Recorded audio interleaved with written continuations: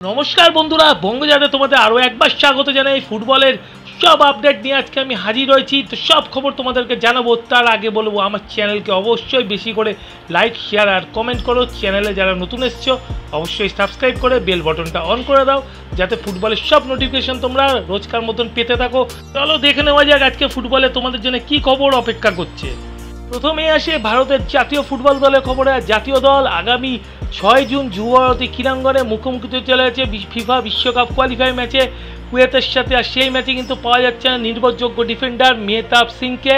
তিনি এক ব্যক্তিগত কারণে কিন্তু তার নিজের বাড়িতে ফিরে গেছেন এবং এই 6 জুন ম্যাচে তিনি খেলতে পারছেন না। তো ভারতের ডিফেন্স লাইন নিয়ে যথেষ্ট চিন্তার কারণ হয়ে দাঁড়িয়েছে, কারণ এর আগে সেন্টার ব্যাক সন্তোষ জিঙ্গানোর চোটের জন্য দীর্ঘদিন মাঠের বাইরে। তো এখন সিনিয়র ডিফেন্ডার বলতে রাহুল বেকে রয়েছে, আর রাহুল বেকের সাথে চুননুঙ্গা এবং নরেন্দ্র গেহলটের মতন জুনিয়র ডিফেন্ডাররা আছে। তো কোচ খেলানোর সাহস পাবে কতটা, কোচকে কিন্তু আগামী দিনে চিন্তা করতে হবে যে রাহুল বেকের সাথে কাকে সেন্টার ব্যাকে খেলানো যাবে। এবার একটু ভারতীয় ফুটবলের ট্রান্সফার নিউজে আসে এক। আর এই মুহূর্তের যা খবর, বেঙ্গালুরু এফসি কিন্তু ছেড়ে দিয়েছে জাভি হার্নান্দেজকে এবং জাভি হার্নান্দেজ এই মুহূর্তে ফ্রি ফুটবলার। তো তাকে কিন্তু সই করানোর জন্য উঠে পড়ে লেগেছে পাঞ্জাব এফসি। জাভি হার্নান্দেজের আগে এটিকা মোহনবাগান দলেরও খেলেছে তোমরা জানো। তো এই ফুটবলারকে নেওয়ার জন্য কিন্তু পাঞ্জাব পুরোপুরি ঝাঁপিয়েছে এবং আগামী দিনে যথেষ্ট শক্তিশালী দল করার জন্য জাভিকে চাইছে পাঞ্জাব এফসি। অপরদিকে একসাথে 7 জন ফুটবলারকে গুড বাই জানিয়ে দিল এফসি গোয়া। এই 7 জন ফুটবলার হলেন Brandon Fernandes, Noah Sadaoui, Carlos Martinez, Victor Rodriguez, Dheeraj Singh, Sanson Pereira এবং সেভিয়ার গোমেজ।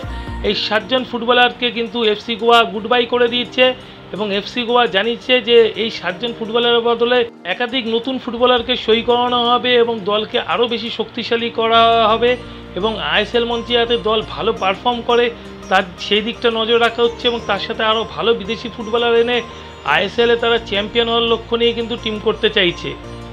অপরদিকে এই মুহূর্তে একটা ইস্টবেঙ্গলের সাথে কিন্তু লিঙ্ক আপ বেরিয়ে আসছে জিতেন্দ্র সিংয়ের। জামশেদপুর এফসির এই 22 বছর বয়সী ডিফেন্ডার যিনি লেফট ব্যাক এবং রাইট ব্যাক দুটো পজিশনে খেলতে পারে, তাকে জামশেদপুর এফসি রিলিজ করে দিয়েছে এবং তিনি কিন্তু এই মুহূর্তে ফ্রি ফুটবলার।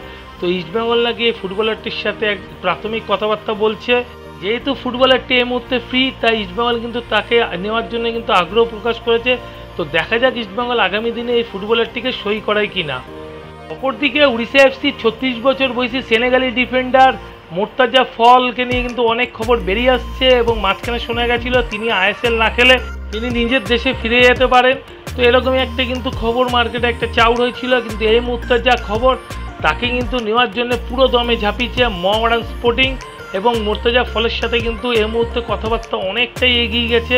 কোনো প্রাথমিক পর্যায়ে কথাবার্তা চলছে না, কথাবার্তা প্রায় ফাইনাল স্টেজের দিকে এগাচ্ছে এবং হয়তো আর কয়েকদিনের মধ্যে মোর্তাজা ফলের সাথে কিন্তু মোহামেডান স্পোর্টিংয়ের চুক্তিটা পাকা হয়ে যাবে।